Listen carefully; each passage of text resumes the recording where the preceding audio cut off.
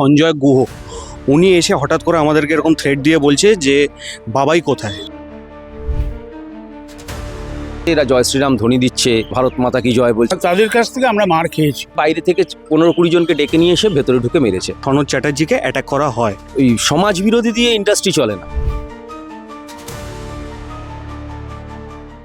আমি এই মুহূর্তে রয়েছি NT1 স্টুডিওতে। কিছুক্ষণ আগে একটি পাওয়া খবরে আমরা চলে এসেছি, দ্য ওয়ার্ল্ড চলে এসছে।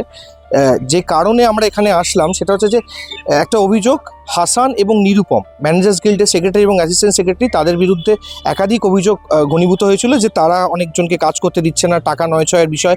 এবং সেটা এমন একটা পর্যায়ে চলে গেছেন যে তাদের কিছুজন রয়েছেন এখানে, ম্যানেজার্স গিল্ডের সবাই দাঁড়িয়ে রয়েছেন, তাদের অভিযোগ যে আজকে কিছুজন ভেগধারী বিজেপি, একেবারে বিজেপির তারা বলছেন, তারা দাবি করছে তারা বিজেপির সমর্থক এবং কর্মী, এবং তারা এসে এখানে কিছু ম্যানেজার্সদের উপরে হাতাহাতি এবং বলপ্রয়োগ এবং মারপিট অবধি পৌঁছে যায়। আমি একটু কথা বলে নেবো কি হয়েছে বিষয়টা। এখানে এরকম একটা সুস্থ পরিবেশে সব কাজ হতো NT1-এ, এটাই এই ধারাই ছিল NT1-এ, হঠাৎ করে কি হলো?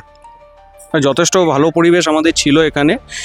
হঠাৎ করে যেটা হয়েছে, আমাদের গিল্ডের একজন সদস্য সে এসছে আমাদের এখানে, আমাদের সাথে পার্সোনালি দেখা করতে এসছে, কথা বলতে এসছে। তার আগে সঞ্জয় গুহ, আমি নামটা আবার রিপিটেডলি বলছি, সঞ্জয় গুহ, উনি এসে হঠাৎ করে আমাদেরকে এরকম থ্রেট দিয়ে বলছে যে বাবাই কোথায়, মানে ওরফে নিরুপম দে, বাবাই কোথায়, আমি বাবার সাথে দেখা করব। তারপর আমাদের সাথে যিনি ছিলেন সনৎ চ্যাটার্জি ওরফে আমাদের ছোটদা, উনি বলেছেন যে বাবাই এখানে নেই, যা কথা বলার আমার সাথে বলুন। তারপর উনি বাইরে থেকে আরও 5-6 জন লোককে নিয়ে এসে লিটারেলি ওনাকে পেছন দিয়ে অ্যাটাক করা হয়, মানে সনৎ চ্যাটার্জিকে অ্যাটাক করা হয় সঞ্জয় গুহর লোকেদের দ্বারা। আমারও ফোনটা ভাঙতে দেওয়া হয়, আমি ফোনটা কোনো রকমে বাঁচিয়ে সাইডে গিয়ে থানায় ফোন করেছি। তারপর থানা থেকে পুলিশ আসাতে সেই টাইমটার মধ্যে ওরা বেরিয়ে যায় এসকেপ করে। কিন্তু ততক্ষণ 20 থেকে 25 মিনিট ওরা এখানে ছিল, রিপিটেডলি এসে থ্রেট দিয়ে গেছে। আর সনৎ এবং তাণ্ডব চালিয়েছে, মারপিট কিন্তু আমাদের তরফ থেকে কেউ করেনি, তাদের কাছ থেকে আমরা মার খেয়েছি। যাকে মারা হয়েছে তিনি এখন কোথায়, তিনি কেমন? তিনি এখন চিকিৎসাধীন, তাকে হসপিটালে নিয়ে যাওয়া হয়েছে। আমরা কোথায় লেগেছে? তার মাথায় লেগেছে, কানে লেগেছে, সমস্ত জায়গায় লেগেছে। বেসিক্যালি যেখানে লেগেছে তার মাথার পেছনে প্রথমে অ্যাটাক করা হয়েছে, তারপরে পিঠে ঘুষি মারা হয়েছে 2-3 খানা, তারপরেও তারা থামেনি। তারপর আমরা কোনো রকমে তাকে সরিয়ে নিয়ে গিয়ে ভেতরের দিকে নিয়ে যাই। তখনও তারা এখানে ছিল, সঞ্জয় গৌর লোকেরা তখনও তারা এখানে ছিল। ইভেন লিটারেলি আমাদেরকে এরকম থ্রেট দেওয়া হয়েছে যে পরবর্তীকালে গিয়ে আমরা এখানে নাকি কাজ করতে পারবো না টালিগঞ্জ বেল্টে।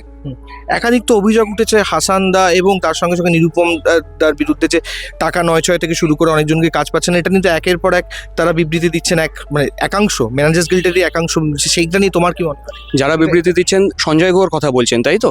তাহলে ওনাকে বলা হোক যে উনি প্রপার স্ট্যাট সহ বিবৃতিটা দিন, প্রপার স্ট্যাট সহ উনি ডেসক্রিপশনটা দিন যে হাসানদা বাবাইদা কোথা থেকে কি করেছে, ঠিক আছে? উইদাউট স্বচ্ছতার সঙ্গে কথা না বলে সঞ্জয় গুহ, আর উনি রিপিটেডলি সেটাই করছে। আমাদের প্রত্যেকটা জিনিস অডিটিং এর মধ্যে দিয়ে যায়, প্রত্যেকটা জিনিসের আমাদের হিসাব থাকে গিল্ডে। সেখান থেকে উনি এসে এরকম একটা স্টুডিওর ভেতরে ঢুকে এরকম একটা শান্ত পরিবেশকে নষ্ট করতে পারে। আপনাদের একজনই সহকর্মী বলছিলেন, আপনি বলছেন তারা বিজেপির ভেগধারী। অ্যাকচুয়ালি কথাটা খুব সত্যি, শুনতে খারাপ লাগলেও সত্যি। সেটা হচ্ছে এরা জয় শ্রীরাম ধ্বনি দিচ্ছে, ভারত মাতা কি জয় বলছে, আগের দিনে সেম জিনিসগুলো করেছে।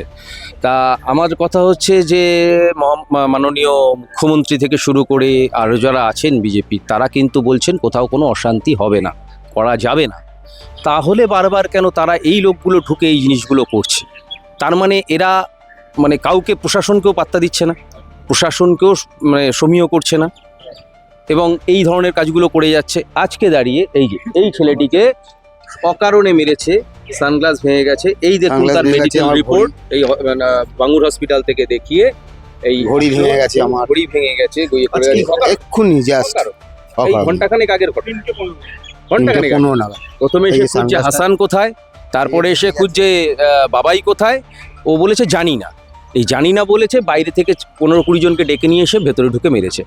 আমরা তো বলছি যে কোনো প্রমাণ, এতগুলো 5খানা CCTV ক্যামেরা রয়েছে, আপনারা প্রুফ নিয়ে নিন যে আপনারা থানায় জানিয়েছেন। এর আগে তো একটা চিঠি করেছি আমরা, ওই চিঠিটা দেখি একটুখানি, আগামী গত 23 তারিখে চিঠিটা একটু দেখি, চিঠিটা দিয়েছি। আজকে আমরা আবার ফার্দার চিঠি করব, চিঠি করে এবং সেই কপি তার সাথে জুড়ে আমরা আজকে থানায় যাব। এই দেখুন 23 তারিখ আমাদের রিজেন্ট পার্ক থানায়।